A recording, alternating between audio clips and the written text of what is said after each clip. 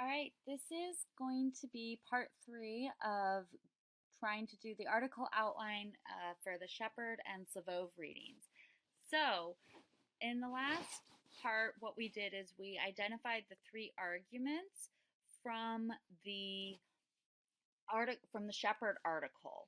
So, if you are unclear how to do that, I recommend watching that video and taking a few minutes and seeing how we came up with this. So let's go back to the Shepard article. Let me see that. I don't need that. So we're going to go to the Shepard article. And remember, our first argument is going to be professors have a lot of problems with grade inflation. So, and I'm going to say, let's make some comments. We're going to say what paragraphs. First, let's find what paragraphs we find that information in. So going through, we're going to look at because that's one of the first things that comes up.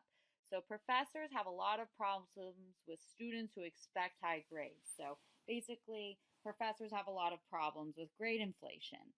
So we have all of these stories that are going through all of these paragraphs. So, and it kind of stops at, I'm going to say it goes through paragraph 16. So let's make those comments. So paragraph 1 through 16, and then it emerges. It looks like this talks about kind of a different topic, and it emerges again in some different parts. So let's look. They return to stories. Starts in paragraph 42 and looks like it goes until the end. So paragraph 54. So paragraph, what was that? Paragraph 42 through paragraph 54. So paragraph 42 through 54. And you know what? I'm going to say that that is also, those paragraphs are also giving information about how they cope with it. So I'd say at first that we see a lot about how teachers kind of suffer from it or really have a hard time working with it. But then in the end, we learn it's a little bit like they're still bothered by it, but they are finding some ways to kind of work around it. So I'm going to put that in the second category as well, where we can find some examples, some evidence. So let's go back and see because we've got right now, professors have a lot of problems with grade inflation. We find examples, not in paragraphs. I don't think that's only paragraphs 1 through 6. Let's double check. I think I made a typo. So paragraphs 1 through 16. Yes, I did make a typo. Paragraphs 1 through 16, and then 42 through 54. So that's where we can find examples and evidence of the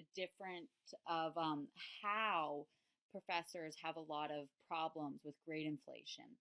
The next is professors and institutions are coping with and trying to fix grade inflation. So let's look. That starts at paragraph 17 and then goes through until it looks like they're still talking about it and they're really thinking about it until I'd say about paragraph 27. So we get some of the information about what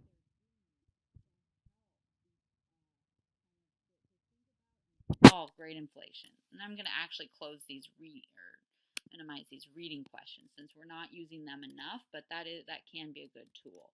So let's see. Paragraph 17 through 27. That's a good chunk of text. So that is going to be the second argument that we're going to find examples of that. So let's look through and see where we've got our third argument that there are many causes of grade inflation. So let's look and find those many causes of grade inflation. So we've got our notes here where we took notes about things that are causes of grade inflation. So, and that starts in paragraph 28 and looks like it goes through until probably about, it looks like it, paragraph 41, where it talks about internalization. So let's say paragraph, what was that? 28 through um, 41. So 28 through 41. All right, so those paragraphs have your examples that you're going to use for evidence. So take a moment and why don't you read through paragraphs 1 through 16 and 42 through 54 and talk about what examples, what is evidence that professors have a lot of problems with grade inflation. Oops, take a moment and find some examples.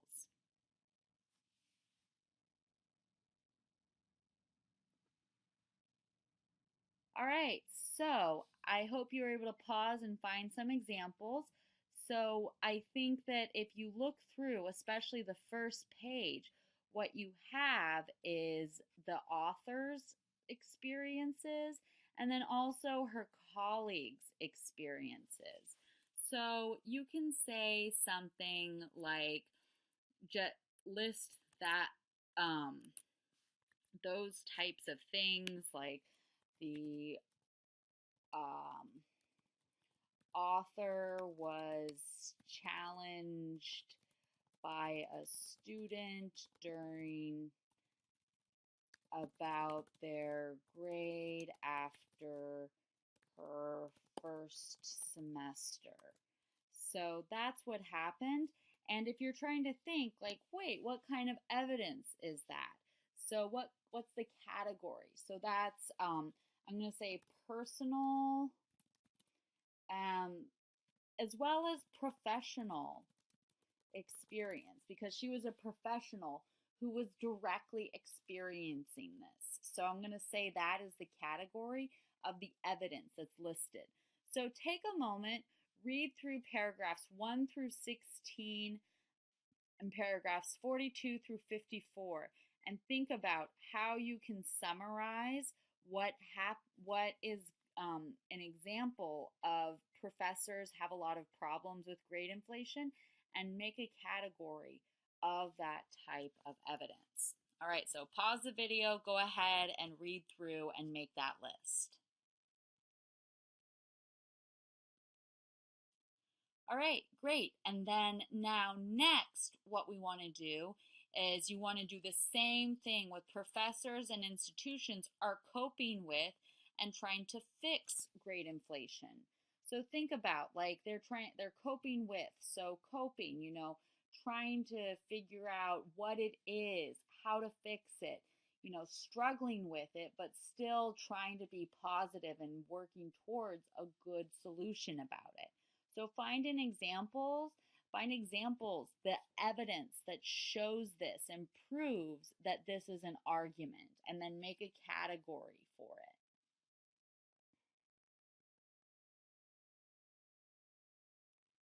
All right, now the last one is thinking about there are many causes of grade inflation. So that means going through the reading, paragraphs 28 through 41, and reading those parts of the text. So let's go through, and we actually did that already. Because we took notes, it's really nice if you can take notes and make general categories of what you're reading, because then that way when you come back, it's easier to see the connections between the main ideas. So here, these notes, what I've written and highlighted in yellow, those are going to be what you can put down for evidence. So the Vietnam War and grad school, consumerism, these are examples of things that you can put down. So something like the Vietnam War, that can be, history, historical evidence. Grad school, that can be, she's an educator herself. She has this insight into how education works. So, a professional insight can be what she's saying, or noticing of historical and social trends. Consumerism, that could explain, let's see, she also mentions Levine. So she's drawing upon Levine and his expertise of what he knows. So you can kind of say that, like Levine, she's using a professional and expert opinion. So I'm going to say that's even a better category. I was going to say, she knows this, but, she's pulling the words of an expert in the category. So expert opinion. So expert research. So he's researched this and this is what he's come up with. So, and also like the idea of consumerism is backed by this Rochester. I think that's how you say his last name. So these both are experts who have done their research and their findings lead to that consumerism is a cause of great inflation. So next is James Mooney, who talks about helicopter parents. So again, you have these scholarly expert opinions, and again,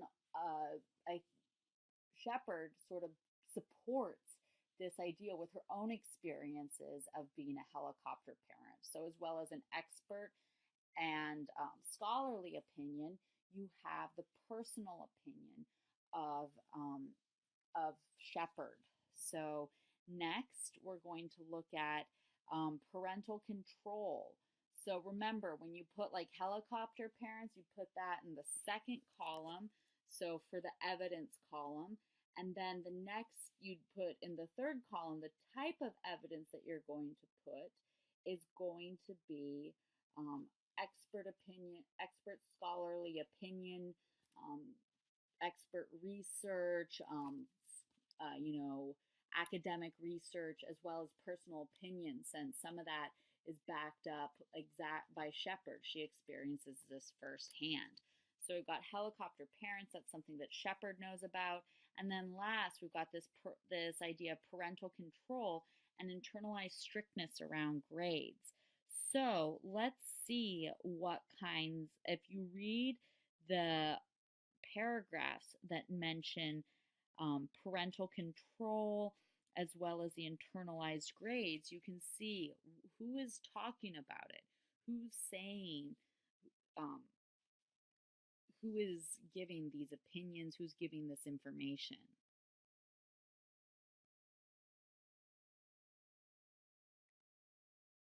All right, so you can see that the author includes quotes from her students saying that they talking about their own personal experiences and what exemplifies these ideas of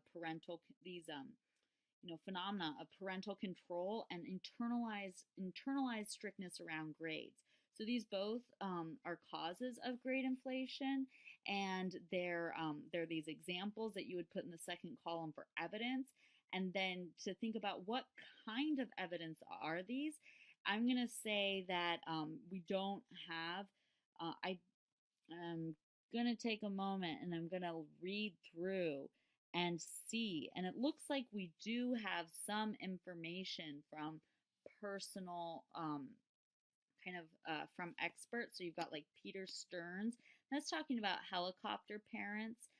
It's a little bit tied to the next idea, but I'm going to say that you can say Peter Stearns is an expert who gives some information about who helps give some expert opinion about helicopter parents, but parental control and internalized strictness around grades, that seems to be more of a conclusion that Shepard comes to by herself, that she comes to from personal experience, from interactions with her students. So I'm going to say the category of parental control and internalized strictness around grades, that category of evidence is going to be something like personal experience, professional experience, firsthand accounts from students, firsthand accounts of people experiencing the cultural trend. So that's going to be the category that you're going to want to use for evidence. All right, so I hope you've gotten a chance to fill out your evidence table, and it's all that the guidance I've given has helped you so that you have that all filled out. Thanks so much.